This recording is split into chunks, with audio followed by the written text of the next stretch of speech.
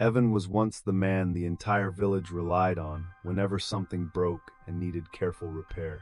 Broken axes, cracked tools, damaged doors, his name was always the first one people called without hesitation. He rarely spoke, choosing instead to work quietly with steady hands before returning everything as if nothing failed. In those moments, Evan felt he truly belonged there, even without praise, applause, or recognition from anyone. For Evan, simply hearing his name spoken was already enough to feel seen and valued.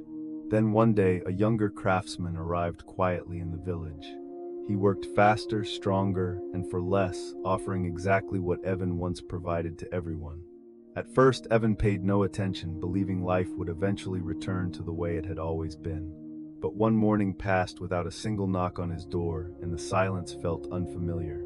Then the afternoon passed the same way, followed by another full day without anyone calling for him.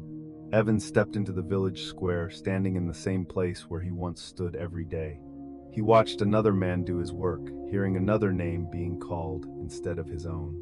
The familiar voices were still there, but none of them spoke Evan's name anymore. For the first time in his life, Evan understood something deeply painful and difficult to accept. He was not hated, ignored, or pushed away by anyone in the village. He was simply no longer needed the way he once was.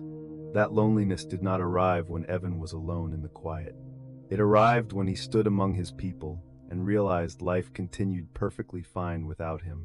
No one heard him, and no harsh or cruel words were ever spoken. They simply stopped turning around to look at him as they once did. That night, Evan sat alone, staring at the hands that once gave him pride and purpose. Those hands were still there, strong and capable, but their value was no longer being called upon.